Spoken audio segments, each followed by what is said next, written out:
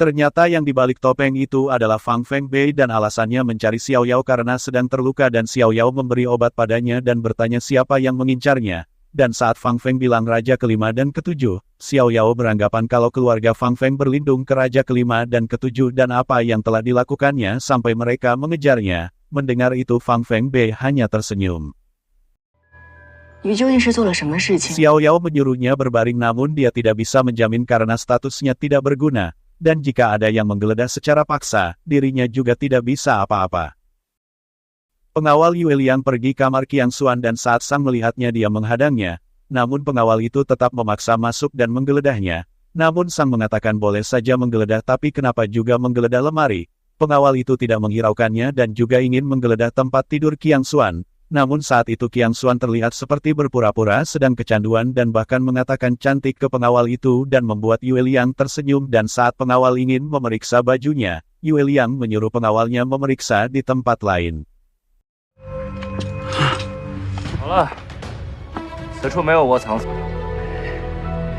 Pelayan memberitahu Xiao Yao kalau pengawal Yue Liang dan Siran akan menggeledah dan menyuruh Xiao Yao berpakaian karena mereka kasar. Xiao Yao langsung menutupi Fang Fengbei dengan selimut dan keluar menemui pelayannya.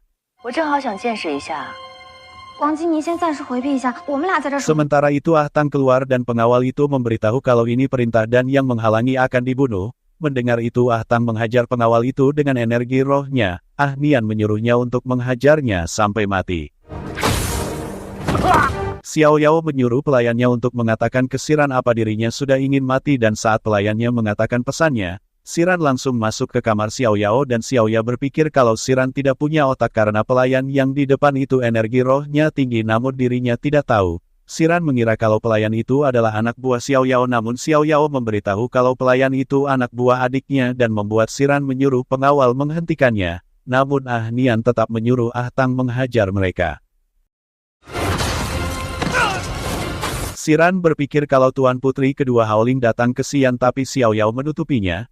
Namun Xiao Yao beranggapan bukannya ingin, tapi kakeknya yang tidak ingin dan takutnya kalian punya niat buruk dan mengganggu ketenangannya. Xiao Yao menyuruh bertanya langsung ke kakeknya kalau tidak percaya.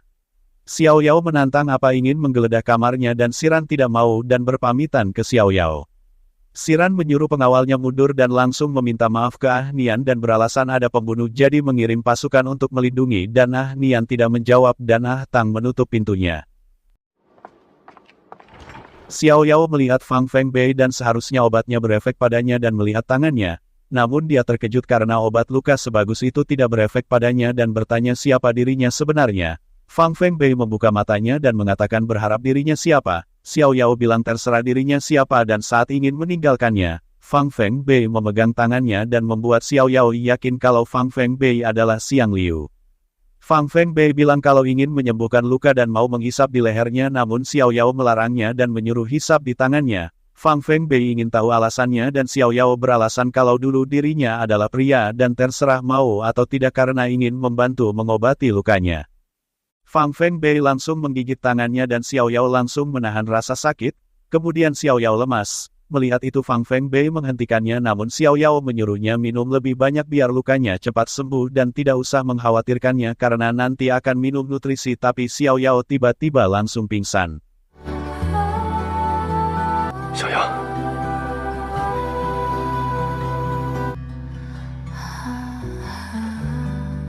Ah Nian memarahi Qiang Xuan karena Yue Liang dan Siran telah menindasnya namun Qiang Xuan hanya diam. Ah Nian memberitahu kalau semalam menggeledah kamarnya dan hampir mencederai Ah Tang. Mendengar itu Qiang Xuan akan membuat mereka meminta maaf padanya namun Ah Nian tidak sudi. Kemudian pengawalnya memberitahu kalau Yue Liang dan Siran memberikan 2 hadiah untuk permintaan maaf dan Qiang Xuan menyuruh membawa masuk.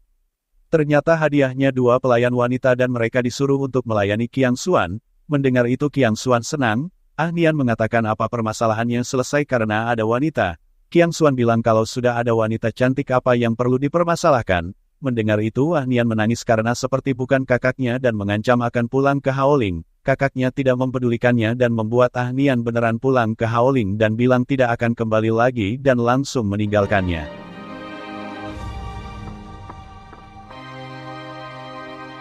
Sementara itu Xiao Yao melihat Fang Fengbei tidur dan Xiao Yao teringat saat dirinya menyoreti wajah Xiang Liu dan membuatnya tertawa.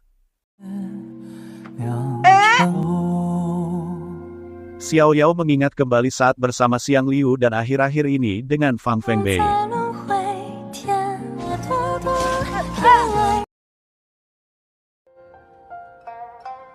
Kemudian Xiao Yao menyiapkan pakaian untuknya dan mengatakan setelah lukanya pergi menyuruh pergi sendiri dan Xiao Yao tidak tahu harus berpamitan dengan Fang Fengbei atau dengan Xiang Liu. Xiao Yao menutup gordennya dan pergi, dia berpesan ke pelayan untuk mengawasinya dan jangan membiarkan orang lain masuk dan ternyata Fang Fengbei tidak tidur dan mendengar apa yang dikatakan Xiao Yao dan teringat saat mengisap darahnya untuk mengobati lukanya.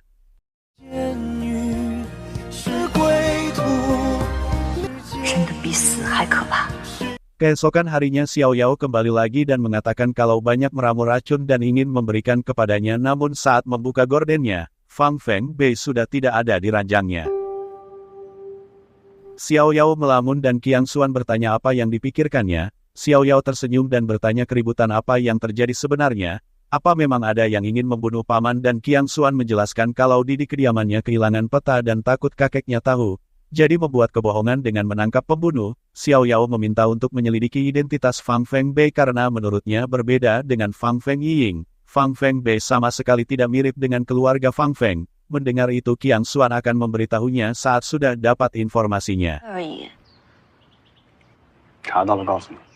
Xiao Yao tahu kalau Qiang Xuan membuat Ahnian menangis hingga pulang ke Haoling dan pasti menderita karena berpura-pura. Namun berkat berita pembunuh itu Qiang Xuan yakin kalau kedua pamannya sudah mengira dirinya benar-benar lumpuh. Qiang Xuan memberitahu Xiao Yao kalau dirinya tidak ingin pulang karena tidak suka wanita-wanita itu dan juga benci aroma mereka.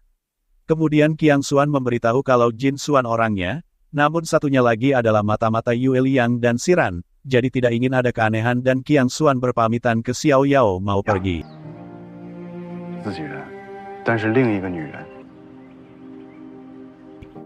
Sementara itu Feng Long dan Tu Sanjing membicarakan istana roboh di Gunung Chenrong dan Feng Long memberitahu kalau kepala keluarga dan tetua dari 6 keluarga besar datang sedang mendiskusikannya dan Feng Long ingin mencari alasan ke sana untuk memanas-manasi dan berdiri.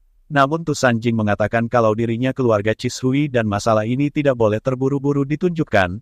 Kemudian Xin Yu datang dan Feng Long langsung menanyakan diskusi ayah dan mereka. Xin Yu tersenyum dan memberitahu kalau pendapat keluarga dari 6 keluarga besar sama. Mereka beranggapan kalau Gunung Chenrong simbol dari dataran tengah dan istana tidak boleh dirobohkan dan akan memperbaikinya. Namun menurut ayahnya kalau memperbaiki sendiri kurang layak takut memancing rasa curiga dari Gunung Xian, jadi mengundang Raja Xian untuk mengirim orang memperbaikinya. Mendengar itu Feng Long terlihat senang karena Qiang Xuan akan ke dataran tengah. Xin Yu bertanya kenapa yakin Qiang Xuan yang akan dikirim Raja Xian dan Feng Long memberitahu apa pria yang dipilih dirinya begitu tidak kompeten dan merasa yakin kalau Qiang Xuan tidak hanya bisa kemari namun bisa membuat Raja kelima dan ketujuh mengantarnya. Di Istana Xian sedang diumumkan kalau Istana Lama Gunung Chenrong harus segera diperbaiki seperti baru dan mengangkat Qiang Xuan untuk jadi pengawas perbaikan dan pergi ke Gunung Chenrong guna mengawasi perbaikan Istana Chenrong. Pengumuman ini membuat paman ketujuhnya tersenyum. Qiang Xuan menerima dekret raja dan punya permintaan yaitu untuk mengajak Xiao Yao pergi bersamanya ke Gunung Chenrong namun paman kelimanya mengatakan kalau Xiao Yao putri Haoling jadi kurang pantas dibiarkan pergi ke Gunung Chenrong, sementara paman ketujuhnya menyuruhnya membiarkannya kembali ke Haoling. Namun menurut Raja Xian, ibu Xiao Yao adalah Jenderal Xian yang mati demi Xian jadi selama negara Xian masih berdiri, meski Xiao Yao ingin tinggal selamanya di Xian terserah padanya. Qiang Xuan sebenarnya sungguh harus membuat Xiao Yao pergi dari sini seperti Ahnian, tidak peduli kembali ke Gunung Lima Dewa atau berkelana di Dahuang itu lebih baik dibanding menghadapi bahaya bersamanya. Namun Xiao Yao mengingatkan kalau nenek pernah bilang kalau harus saling membantu. Mendengar itu Qiang Xuan tersenyum karena Xiao Yao yang selalu membantunya dan dirinya tidak pernah membantu Xiao Yao.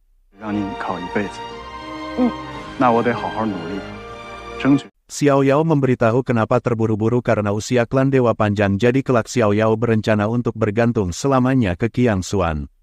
Qiang Xuan sudah berada di Gunung Chenrong di Istana Zijin dan anak buahnya memberitahu bahan yang pas dan ada 3 pedagang yang memenuhi syarat dan yang pertama adalah keluarga Tusan namun Qiang Xuan tertidur dengan memegang gambar bangunannya. Qiang Xuan menyuruh menyerahkan ke keluarga Tusan saja, namun dia memberitahu masih ada 2 pedagang lagi, tapi Qiang Xuan menyuruh mereka mundur karena beralasan lelah dan mengantuk. Qiang Xuan tangannya gemetar dan pil kecanduan itu mengganggunya lagi seperti orang ayan. Pengawal dan pelayannya masuk untuk menolongnya. Pelayannya langsung meminumkan pil Xiao Yao. Pelayan memberitahu kalau sebenarnya pil Xiao Yao tidak boleh diminum lagi. Namun kalau tidak diminum Qiang Xuan seperti ini, pengawalnya bilang kalau masalah obat, Tuan Putri lebih tahu dari Yang Mulia dan pasti nanti ketahuan. Qiang Xuan menghampiri Xiao Yao yang sedang menulis dan langsung mengambilnya. Sedang sibuk apa? Dan Xiao Yao ternyata membuat resep dan akan melakukannya malam ini karena yang terpenting adalah menghilangkan racun yang ada di dalam tubuh Qiang Xuan. Mendengar itu Qiang Xuan mengatakan kalau ini bersifat rahasia dan jangan sampai paman kelima dan ketujuhnya tahu. Di saat Qiang Xuan ingin mengetak kepala Xiao Yao, dia menahannya dengan buku dan membuat Qiang Xuan mengeluarkan energi roh agar buku itu tetap di kepalanya. Xiao Yao bertanya sehebat itukah punya energi roh dan Qiang Xuan memberitahu kalau dia bisa membuatnya seperti itu 2 jam dan meninggalkannya.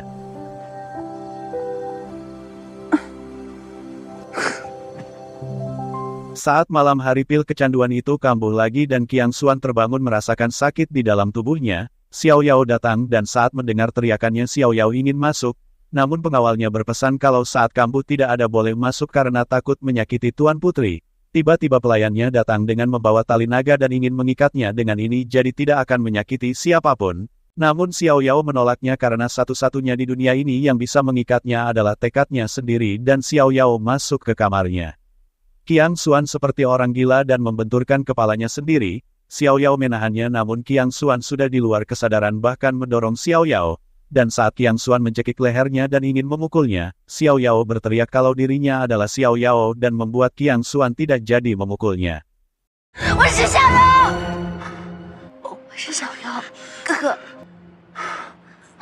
Xiao Yao menangis dan menyuruh menahannya sebentar lagi. Qiang Xuan malah menggigit tangannya sendiri. Melihat itu Xiao Yao memeluknya dan ingin menyanyikan lagu kesukaannya waktu kecil. Qiang Xuan teringat waktu dirinya masih kecil saat ibunya menyanyikan lagu itu saat tidur dan menghentikan gigitannya. Xiao Yao pun langsung memeluknya.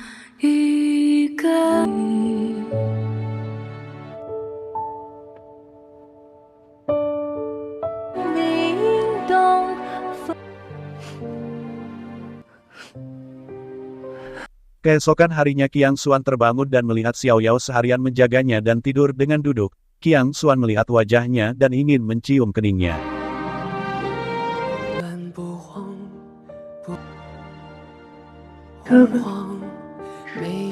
Namun tiba-tiba Xiao Yao berbicara sendiri dan membuat Qiang Xuan tidak jadi melakukannya. Xiao Yao terbangun dan Qiang Xuan berbaring lagi. Kemudian Xiao Yao memeriksa tangannya dan senang karena semua pil racun di dalam tubuhnya sudah dibersihkan dan memberinya selamat. Xiao Yao mengaku kalau sudah bekerja keras beberapa waktu ini jadi menyuruh membalasnya di masa depan dan mengaku dirinya ingin minum arak sampai mabuk karena masalahnya sudah selesai. Xiao Yao dan Qiang Xuan melihat barang yang dikirimkan dan ternyata itu arak prem hijau. Qiang Xuan memberitahu kalau dirinya ingin minum arak dan sudah menyimpannya. Dia juga memberitahu kalau Tusan Jing mengirim kotak 15 hari sekali dan satu kotak berisi 15 botol, dan mengira seperti mengingatkannya sesuatu dan bertanya apa ada sesuatu di angka 15 dan Xiao Yao langsung meminum araknya. Xiao Yao mengaku kalau beberapa hari ini memikirkan penyakit Qiang Xuan dan sekarang sudah selesai dan saat minum arak ini dirinya merindukan arak ini. Mendengar itu Qiang Xuan bertanya Xiao Yao merindukan araknya atau merindukan orang yang membuatnya. Mendengar itu Xiao Yao mengaku sedikit merindukannya. Qiang Xuan mengaku tugasnya juga sudah selesai dan langsung meninggalkannya.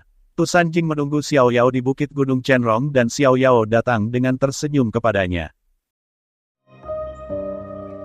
Xiao Yao mengaku jika tidak ada wujud spiritual yang memandu jalan, maka tempat ini sulit ditemukan. Tusan Jing mengatakan sudah lama tidak bertemu. Xiao Yao juga tahu karena dulu saat di King Sui setiap hari bisa bertemu dan sekarang sangat sulit untuk bertemu. Tusan Jing memberitahu ke depannya bisnis keluarga Tusan akan sering memasuki Gunung Chenrong jadi akan mudah mengunjunginya dan membuat Xiao Yao tersenyum. Menurut Xiao Yao tempat ini bagus, namun di Gunung Chenrong, Siapa yang akan tinggal di sini dan Tu Sanjing memberitahu kalau pernah bertanya ke pengawal di gunung tapi tidak ada yang tahu dan yang Tu Sanjing tahu tempat ini adalah Bukit Kawao yang juga merupakan daerah terlarang keluarga Chenrong. Tu Sanjing mengatakan kalau dilihat bangunannya tempat ini dibangun oleh orang ahli roh kayu, bahkan sudah ribuan tahun energi rohnya belum hilang. Setelah melihatnya Xiao Yao yakin kalau tempat itu milik iblis paling kejam dan ganas yang terkenal di Dahuang, Chichen, karena pernah membaca buku klasik di Istana Zijian. Mendengar itu Tu Sanjing yang tahu kalau ibu Xiao Yao meninggal gara-gara Chichen mengajaknya pergi namun Xiao Yao menolaknya dan tidak perlu menyusahkan diri karena memikirkan orang yang tewas selama ribuan tahun apalagi ibunya dan Chichen mati bersama. Xiao Yao mengaku juga suka tempat ini dan kelak bisa bertemu di sini dan Tu Sanjing langsung tersenyum. Sementara itu Feng Long ingin menemui Qiang Xuan dan Xin Yu menahannya dan menyuruh memberitahunya untuk setiap hari tidak bersikap begitu. Feng Long memberitahu kalau Qiang Xuan sekarang berakting dengan penyanyi dan penari, jadi menyarankan untuk menyerah kalau sekarang saja sudah tidak tahan, karena sebagai kakaknya sebenarnya Feng Long tidak ingin Xin Yu menikahinya. Xin Yu bertanya bagaimana kalau dirinya tetap menikahinya. Mendengar itu Feng Long menyuruhnya menerima Qiang Xuan dikelilingi wanita. Feng Long menemui Qiang Xuan di puncak gunung Chenrong dengan membawakan arak. Qiang Xuan mengatakan kalau dulu menjamunya dengan air jadi membawa arak yang dibuat sendiri khusus untuknya dan mereka bertukar arak dan meminumnya. Qiang Xuan mengaku beruntung memiliki sahabat sepertinya, dan Feng Long mengatakan hanya punya satu janji dengan bilang mulai sekarang akan berdiri di sisi yang sama melalui suka dan duka bersama Qiang Xuan. Menurut Qiang Xuan status Feng Long sangat istimewa karena di belakangnya masih ada keluarga Cishui dan apa yakin akan membantunya dirinya yang tidak punya masa depan. Feng Long berlutut dan akan mengikutinya dan tidak akan menyesal. Qiang Xuan pun juga berlutut akan bertarung berdampingan dengan Feng Long.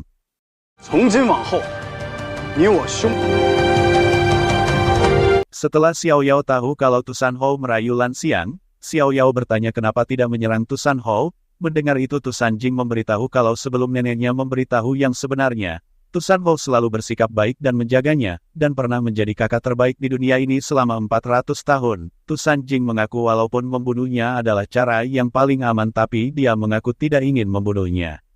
Xiao Yao tahu kalau Tu Sanjing berhati lembut, karena kakeknya, neneknya, ibunya dan kakaknya semua berhati keras. Xiao Yao terang-terangan bilang menyukainya karena berbeda dengan keluarganya. Mendengar itu Tu Sanjing menyuruh mengulanginya.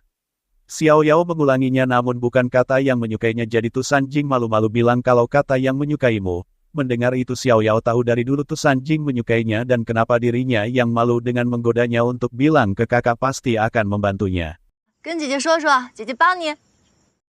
Tu Sanjing akhirnya memanggil Xiao Yao kakak berulang kali dan membuatnya menutup kupingnya dan akhirnya Xiao Yao mengatakan aku menyukaimu ke Tu Sanjing dan membuatnya tersipu malu.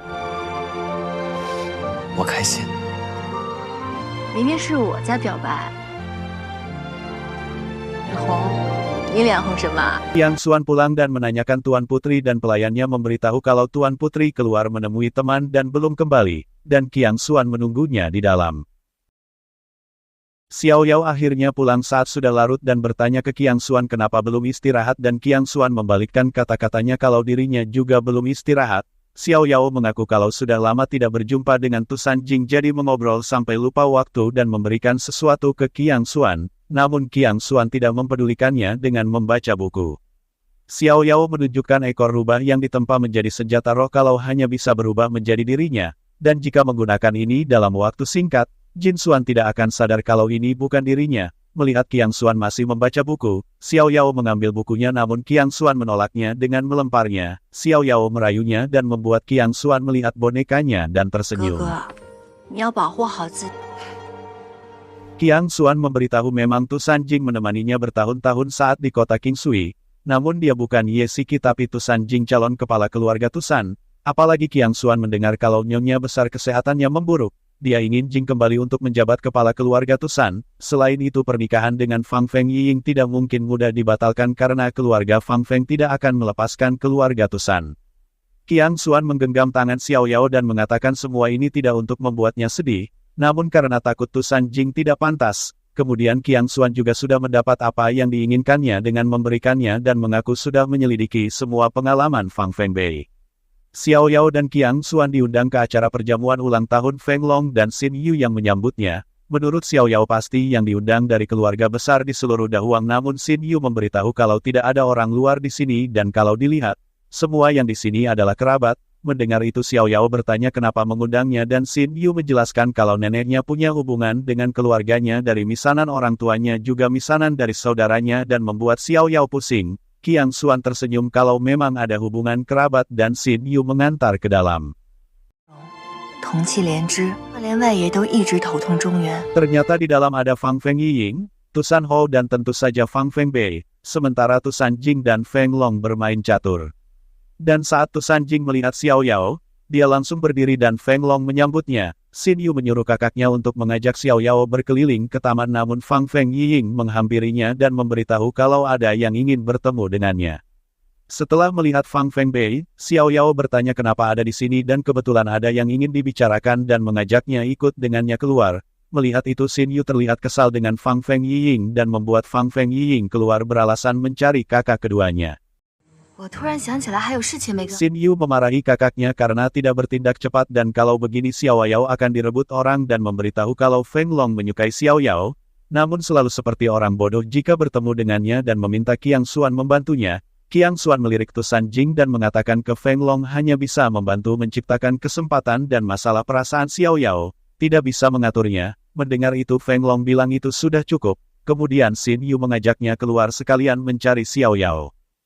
Xiao Yao memarahinya dan menyebutnya sudah gila karena ada di sini dan bagaimana kalau ada yang mengetahuinya. Mendengar itu Fang Feng Bei mengatakan kalau di sini bukan Xian dan tidak ada yang akan menangkapnya. Fang Feng Bei bertanya bagaimana perkembangan memanahnya. Mendengar itu Xiao Yao diam dan Fang Feng Bei akan mengajarinya teknik memanah namun Fang Feng Bei berasumsi kalau Xiao Yao tidak berani. Mendengar itu Xiao Yao menerimanya. Feng Long menyukai arak yang dibuatnya dan lebih enak dari tempat lain dan Xin Yu memberi kode ke kakaknya dan membuat Feng Long mengatakan kalau sejak datang ke sini tidak pernah berbicara dengan Xin Yu dan Feng Long pergi beralasan mencari Tusan Jing. Qiang Xuan bingung dan bilang kalau labirin ini sangat aneh karena begitu lengah sudah kehilangan teman. Di saat berjalan Xin Yu teringat kata-kata Feng Long.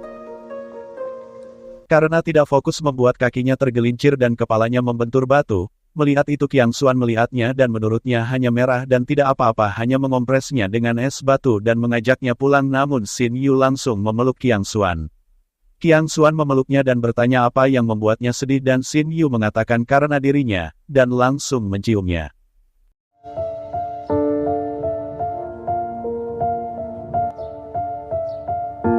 Sementara itu di Haoling, ayahnya bertanya ke Ahnian kenapa akhir-akhir ini terlihat depresi. Ahnian beranggapan kalau Qiang Xuan tidak seperti biasanya karena setiap hari hanya bersenang-senang dengan wanita-wanita. Mendengar itu ayahnya beranggapan kalau Qiang Xuan melakukan itu pasti punya tujuan lain. Ahnian terkejut dan bertanya jadi Qiang Xuan hanya berpura-pura dengan wanita-wanita itu. Ayahnya menebak kalau Qiang Xuan harus mendapatkan tahta itu. Kini dia menghancurkan reputasinya untuk mengelabui lawan lalu untuk mendapatkan dukungan dari dataran tengah. Dia pasti harus menikah dengan wanita di dataran tengah untuk mencari dukungan.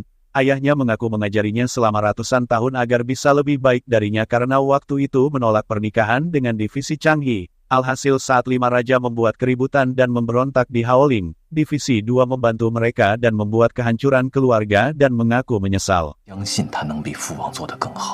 Xiao Yao membaca kehidupan Fang Feng Bei sejak kecil hingga Fang Feng Bei pergi ujung utara dan dinyatakan menghilang namun setelah 45 tahun Fang Feng Bei kembali dengan membawa kristal es dan saat itu ibunya sakit bertahun-tahun dan Fang Feng Bei merawatnya dengan sepenuh hati sampai ibunya meninggal dengan tersenyum.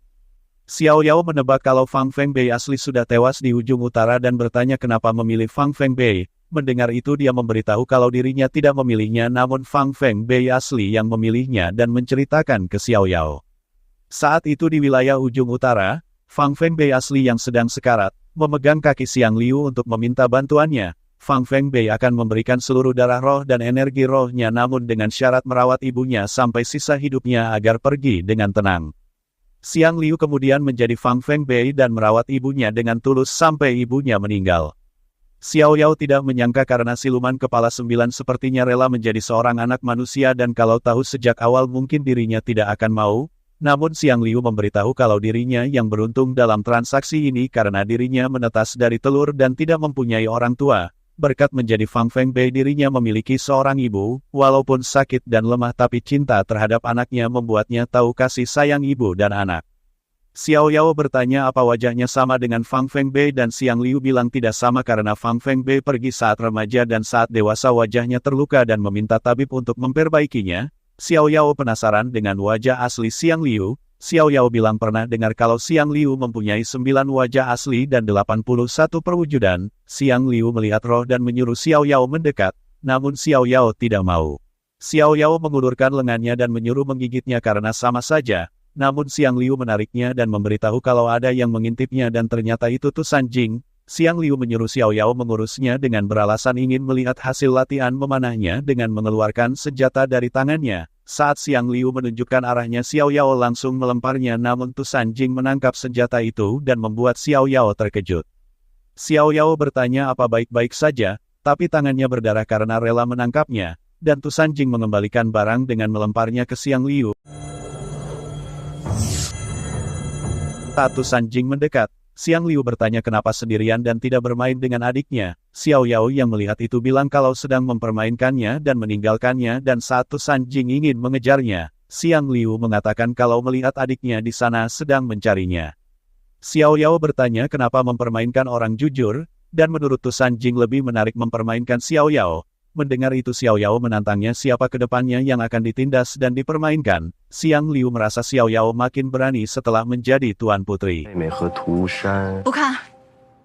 Feng Long masih memikirkan permainan catur dengan Tusan Jing dan saat Qiang Xuan dan Xin Yu datang, Feng Long memberitahu akan kalau walaupun bagaimanapun juga dan meminta Qiang Xuan melanjutkan bagiannya dan Feng Long melanjutkan bagian Tusan Jing apa bisa membalikkan situasi dan Qiang Xuan menerimanya.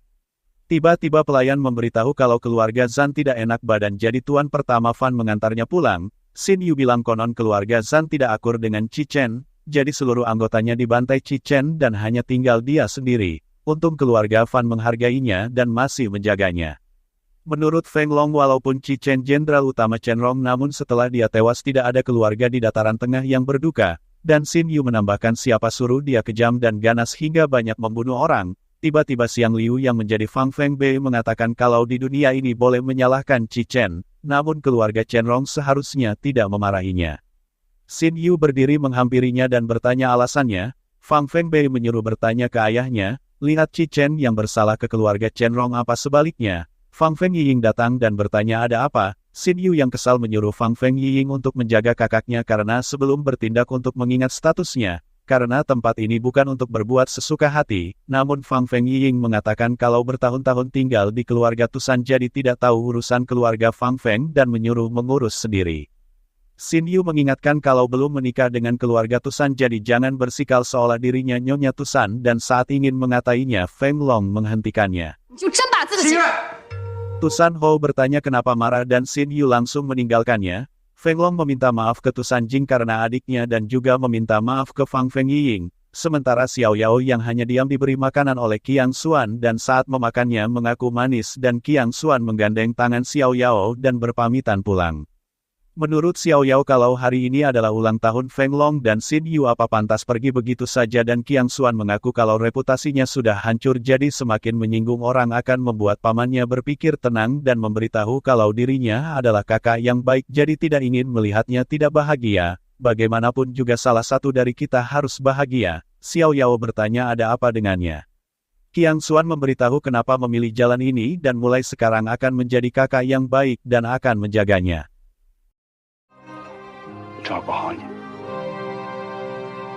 Tusan Jing ingin bicara dengan Fang Feng Yiying dan menyuruh pelayannya keluar.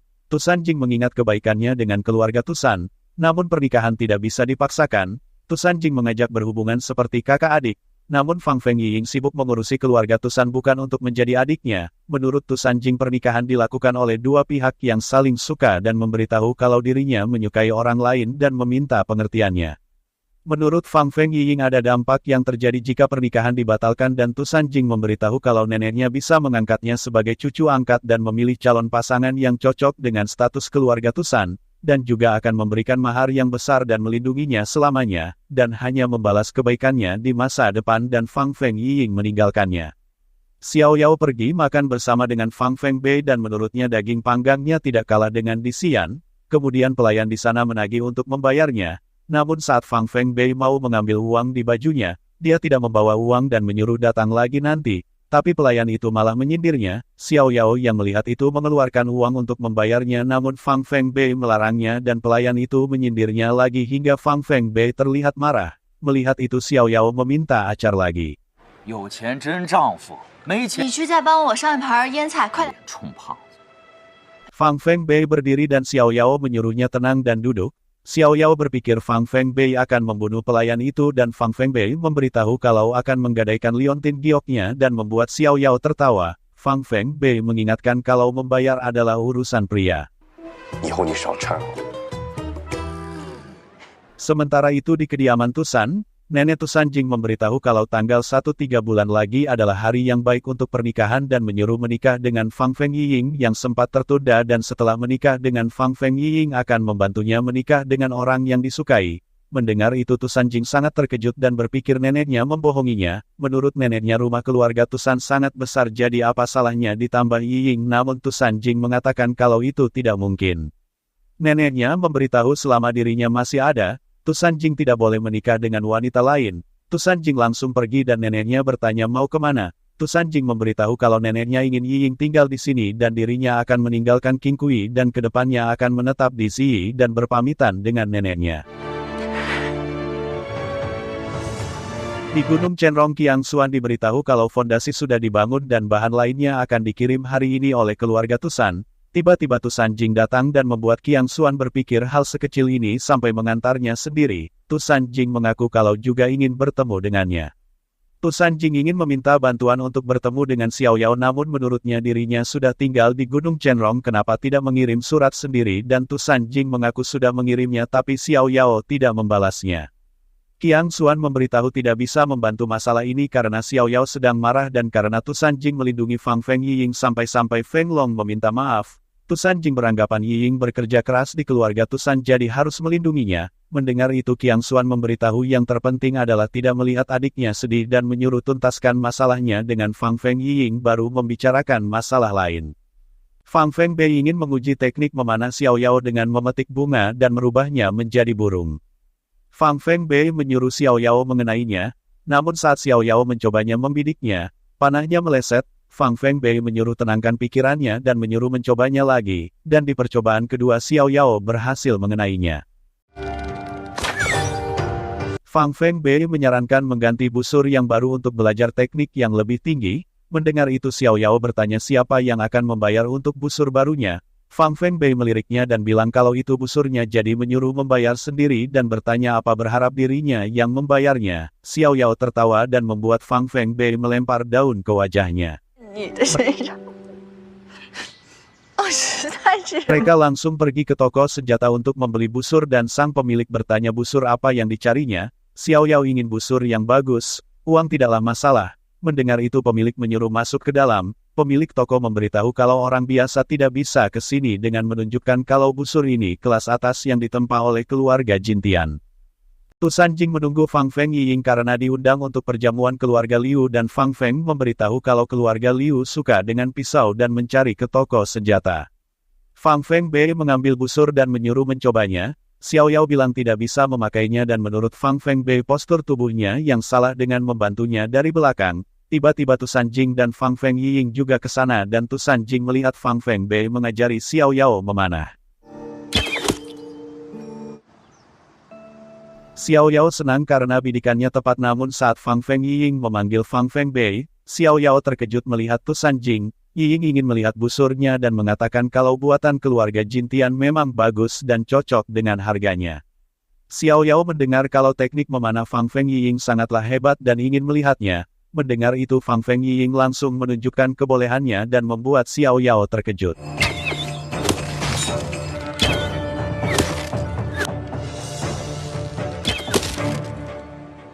Setelah melihatnya, Xiao Yao memujinya dan menyindir Tusan Jing kalau mereka pasangan serasi di Dahuang. Xiao Yao juga ingin Fang Fengbei mengajarinya agar teknik memanahnya seperti Fang Feng Yiying.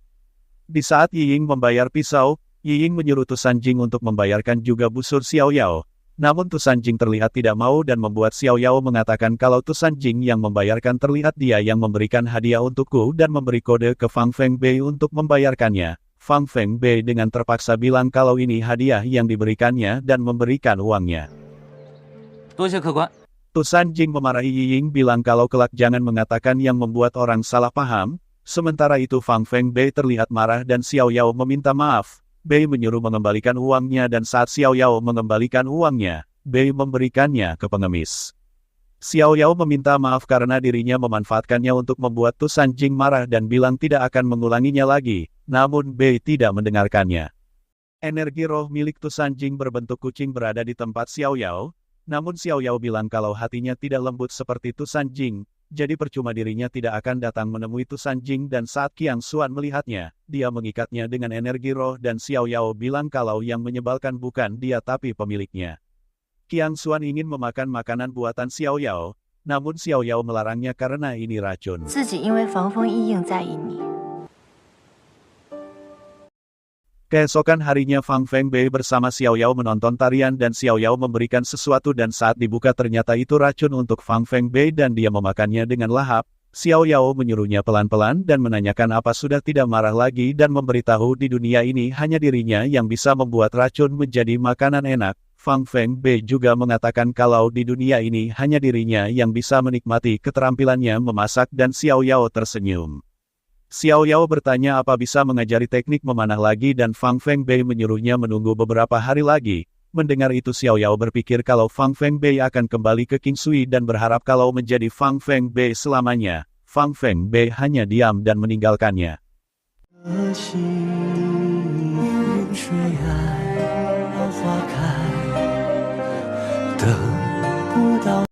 Sementara itu di kediaman Tusan, Fang Fengying mengeluh ke Tusan Hou karena Tusan Jing ingin selalu membatalkan pernikahan dan menyuruh membunuhnya. Namun Tusan Hou bilang itu tidak mungkin karena kejadian sebelumnya membuatnya selalu waspada dan neneknya juga mencurigainya. Tusan Hou menyuruhnya menunggu dan Fang Fengying berbisik untuk membunuh Tusan Jing kemudian Lan Mei baru akan menikah denganku karena nenek menyukaiku pasti mendengarku. Mendengar itu Tusan Hou mengatakan kalau Fang Fengying sudah gila dan menyuruh tenang dulu baru ketemu lagi. Tusan Jing naik kereta kuda di malam hari dan tiba-tiba ada sekelompok orang dengan pakaian hitam menyerang dan membuat bertarung dengan pengawalnya.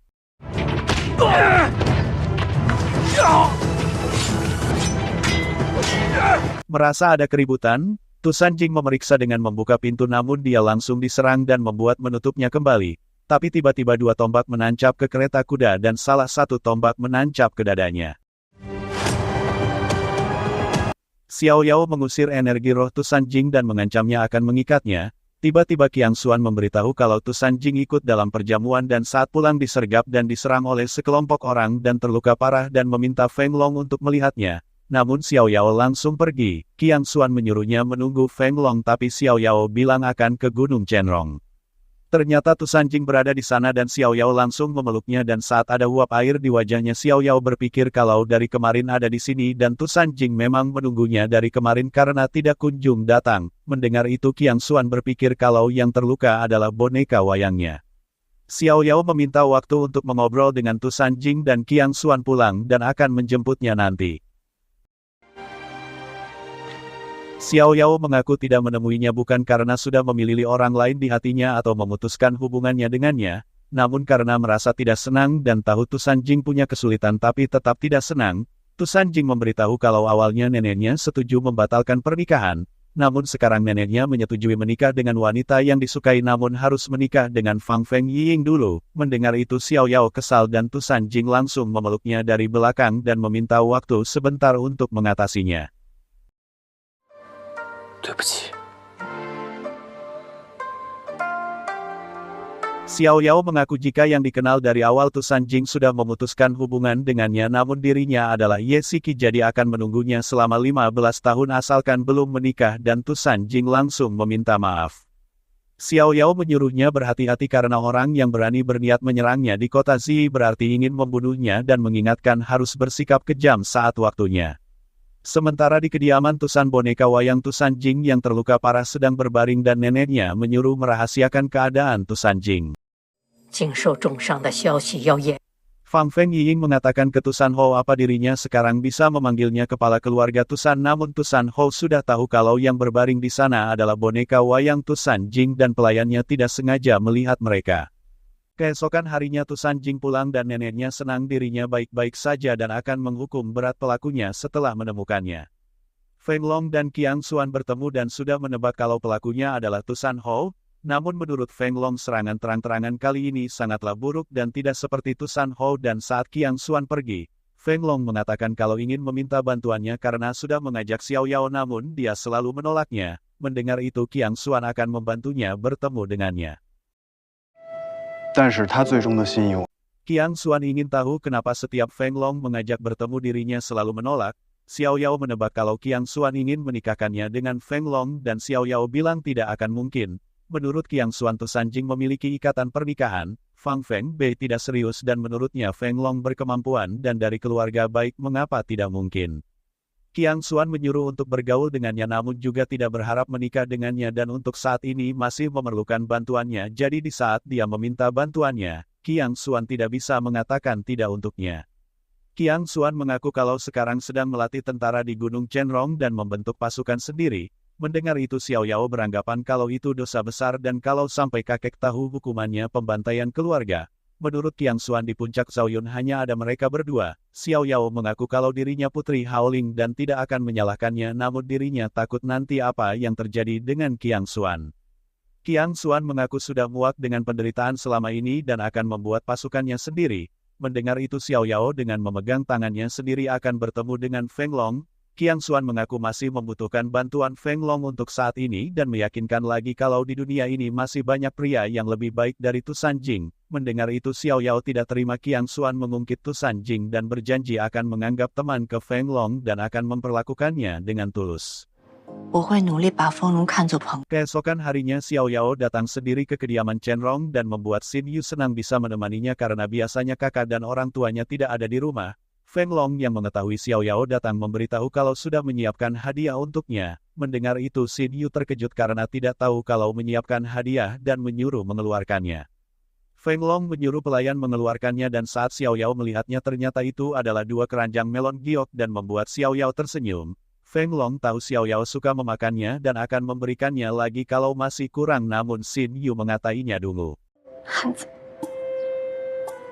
Xin Yu menarik kakaknya kenapa memberikan itu karena Xiao Yao adalah tuan putri Haoling dan menurut kakaknya Xiao Yao suka memakannya. Xin Yu kemudian memberitahu kalau memberikan hadiah seperti itu ke gadis, maka seumur hidup tidak akan menikah dan mengajari kakaknya kalau memberikan hadiah dilihat status orangnya dan harus berharga. 彰显我的诚意。 Feng Long mengajak bermain dadu dengan Xiao Yao dan Xiao Yao kalah dan membuatnya minum arak dan di saat Feng Long mau mengocok dadunya, Xin Yu menghentikannya dan bertanya mana hadiah yang diberikan ke Xiao Yao. Feng Long mengatakan sudah memberikannya dengan menunjuk beberapa kendi arak dan menurut Xiao Yao araknya tidak biasa yang difermentasikan oleh Raja Monyet. Feng Long juga memberikan dadu yang terbuat dari mutiara naga. Melihat itu semua, Xin Yu tidak habis fikri dengan yang diberikan kakaknya dan mengajaknya ikut dengannya. 你跟我来。 Feng Long mengatakan sudah mengikuti arahannya dan Xiao Yao sangat menyukainya. Mendengar itu Xin Yu kesal karena memberikan arak keras ke seorang gadis dan mencecoki meminumnya dengan mangkuk besar. Feng Long sangat senang karena baru kali ini bertemu dengan seorang gadis seperti Xiao Yao karena tidak dimanjakan saat masih kecil. Xiao Yao lugas dan cekatan dan berani melakukan apapun dan merasa berjodoh dengannya. Namun menurut Xin Yu kalau kakaknya menyebut Xiao Yao kekasih hati tapi malah dijadikan saudara, tentu permainannya menyenangkan. Xin Yu menyuruhnya jangan sembarangan lagi memberikan hadiah ke Xiao Yao dan akan mengurus soal hadiah.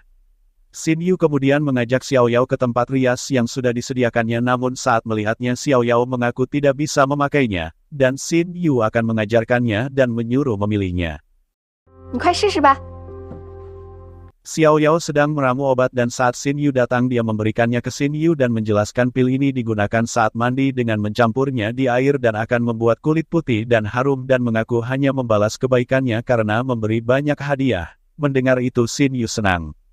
Xin Yu memberitahu kalau Tusan Jing sudah berada di kota Ziyi dan akan mengundangnya ke sini dan meminta izin ke Xiao Yao. Dan menurutnya rumah ini luas jadi semakin banyak orang semakin ramai. Xiao Yao bertanya apa juga mengajak Fang Feng Yiying dan Xin Yu bilang malas menjamunya. Xiao Yao mengatakan kalau dulu terus bersamanya dan mengira sangat akrab, dan Xin Yu memberitahu malas melihat sikap pura-puranya dan merasa kalau dia juga tidak menyukai Tu Sanjing dengan menceritakan saat mendaki bersama. Tu Sanjing kakinya cedera sehingga tidak bisa ikut mendaki, namun Yi Ying malah mendaki bersama para pria dan meninggalkannya dan bertanya ke Xiao Yao bagaimana kalau itu terjadi pada kekasihnya. Mendengar itu Xiao Yao akan menemaninya. Xiao Yao bertanya kalau memang tidak suka kenapa tidak membatalkannya. Xin Yu langsung bilang Fang Feng Yiying tidak akan rela karena dirinya mengincar Nyonya Tusan dan tidak mau membicarakannya tentangnya lagi. Tusan Jing sudah berada di kediaman Chen Rong dan Feng Long mengira dirinya masih di Qingqiu untuk mengurus pengkhianat. Feng Long mengira kalau terlalu sabar ke Tusan Hou, melihat Tusan Jing hanya diam, Feng Long menyuruh Tusan Jing tinggal beberapa hari lagi di sini.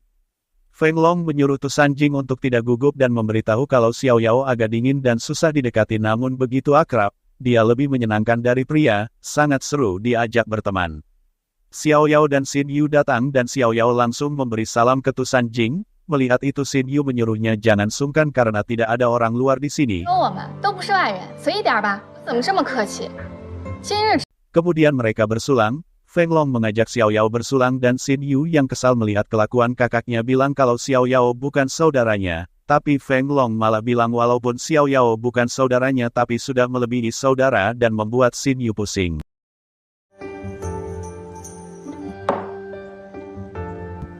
Sementara itu pengawal memberitahu Qiang Xuan kabar Xiao Yao kalau dia baik-baik saja namun menurut Maupu hubungan mereka malah mirip saudara dan senang bermain bersama. Qiang Xuan tersenyum dan beranggapan kalau Xiao Yao bertahun-tahun sudah jadi pria tentu bisa akrab bermain dengan Feng Long. Kemudian pengawalnya memberitahu kalau Tu Sanjing sudah berada di kota Ziyi dan tinggal di kediaman Chen Rong dan membuat raut Qiang Xuan berubah. Xin Yu bermain kecapi dan mereka bertepuk tangan, Xiao Yao bilang bagus. Tapi Xin Yu memberitahu kalau mereka belum melihat Tu Sanjing bermain kecapi dan Xiao Yao ingin melihatnya namun Feng Long menawarkan diri karena Tu Sanjing sudah lama tidak bermain kecapi. Xin Yu yang tahu kalau dirinya tidak pernah melihatnya kakaknya bermain kecapi bertanya dan Feng Long memberitahu kalau memang dirinya tidak mahir bermain kecapi tapi bisa yang lain dan Feng Long langsung berdiri dan mengeluarkan energi roh bola api dan membuat kagum Xiao Yao.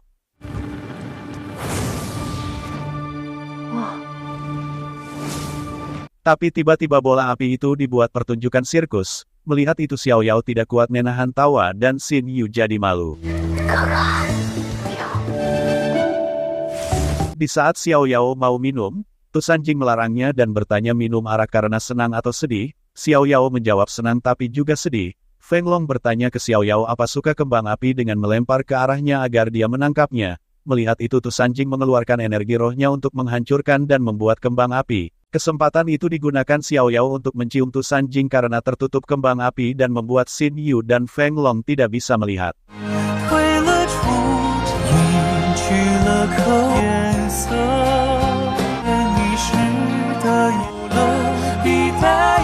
Xin Yu marah ke Feng Long karena ceroboh untuk melemparnya ke Xiao Yao dan Feng Long berpikir kalau Xiao Yao bisa menangkapnya dan kembang apinya ada di tangannya ternyata energi rohnya rendah dan meminta maaf. Untung ada Jing di sampingnya, Xin Yu langsung menggandeng kakaknya dan menghukum meminum arak segelas dan membuat Xiao Yao tertawa.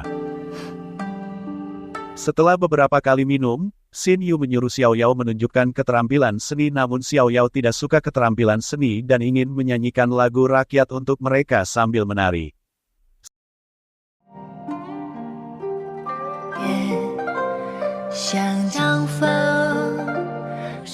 15年后，涂山璟还你，你一个叶时曦。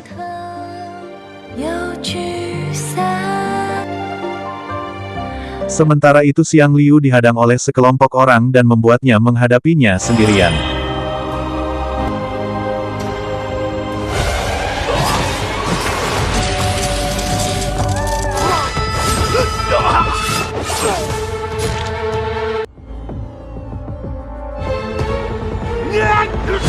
Keesokan harinya Xin Yu membantu merias kuku kaki Xiao Yao.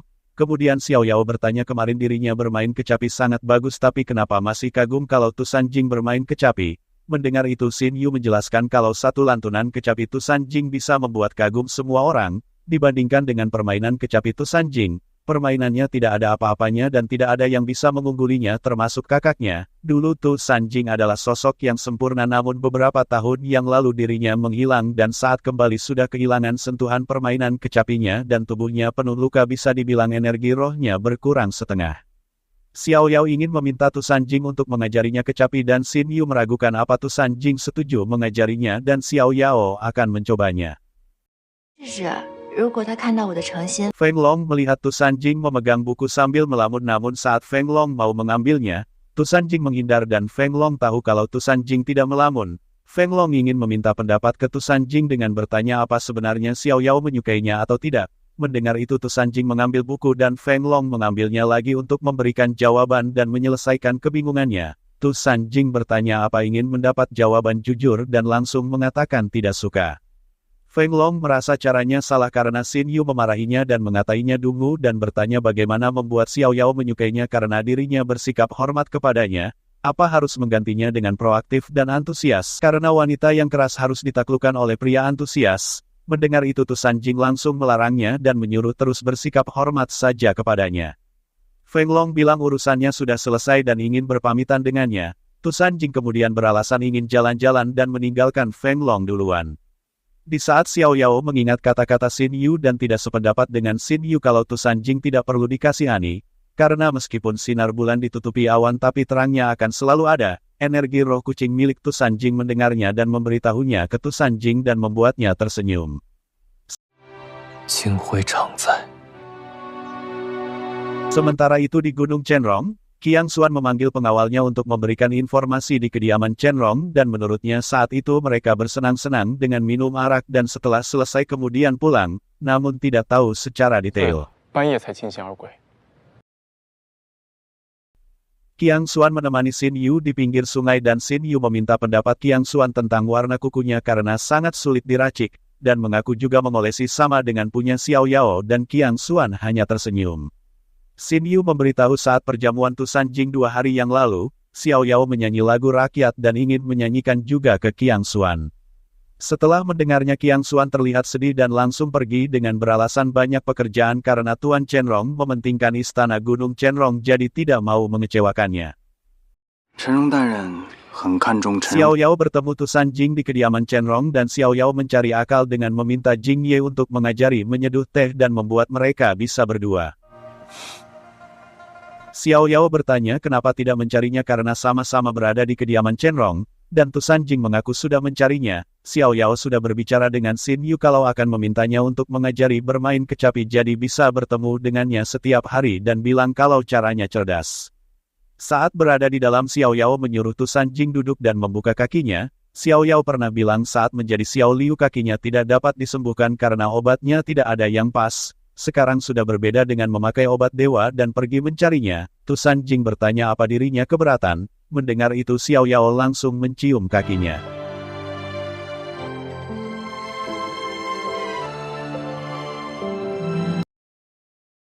Xiao Yao bilang apa terlihat keberatan dan Tu Sanjing menyuruh tidak perlu mengobatinya lagi karena lukanya bukan itu saja dan sudah bagian dari tubuhnya.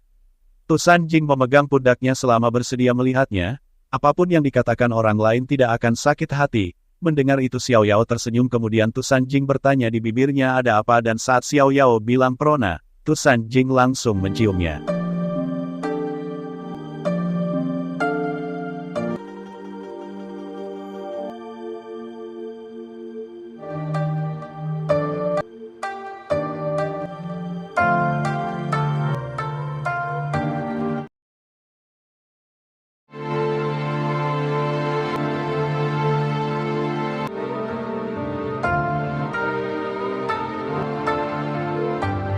Menurut Xiao Yao ciuman Tu Sanjing manis dan Tu Sanjing bilang karena dirinya manis. Xiao Yao ingin tahu alasannya kenapa menciumnya dan Tu Sanjing mengaku kalau Xiao Yao baik dan hanya ingin memilikinya seorang dan mungkin juga dirinya terlalu memikat dan Xiao Yao langsung menutup mulutnya dan mereka berpelukan.